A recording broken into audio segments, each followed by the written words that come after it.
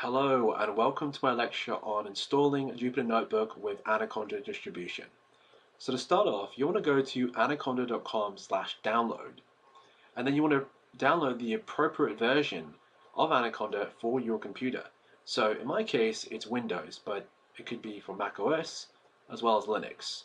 So just scroll down here, and if you click on Mac OS, it will give you Mac OS installer, Linux installer. So just go back to Windows, just scroll back up here. Now if you're not too sure whether or not you have a 64-bit or 32-bit operating system for your computer, in my case at least, what you do is go to Computer, right click, Properties, and as you can see here, System Type 64-bit operating system. Now for the remainder of this course, I'm not actually going to be using this computer. This computer I'm only using for section 1, just for demonstration purposes. Okay, so what I'm going to do is click on the green button, and this is going to give me the 64-bit. Otherwise, if you are 32-bit, click here. This will download the Anaconda distribution, which will contain Jupyter Notebook, which is the IDE, the Integrated Development Environments, along with the latest version of Python, which is 3.6. And this is going to take some time, so I'm going to skip ahead. As you can see, it's 510 megabytes. So once the latest version of Anaconda 5.0.0 has been downloaded, what you want to do is go to the Downloads folder. And as you can see at the top here, I have an older version of Anaconda, which is 4.4.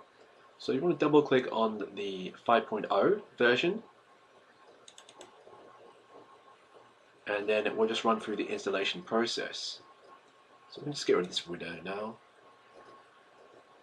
and click Run.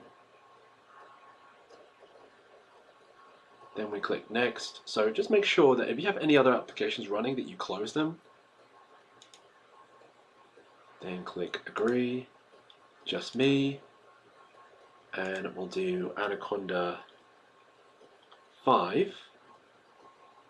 I already have one called Anaconda 3, so because I have one downloaded called Anaconda 3, I don't want to override it, so I'm going to call this Anaconda 5. Then add Anaconda to my path environment variable. So make sure you actually tick this despite it being red here. Don't worry about this here. And if you haven't got any Python on your computer, what you want to do is click here as well. But because I already have a version of Python on my computer, I'm not going to do that. So I'm going to cancel that. But if you haven't, make sure you tick this as well. Then click Install, and it will go about the process of installing. So I'm just going to skip ahead, and then I'll come back to the process of setting up Jupyter Notebook.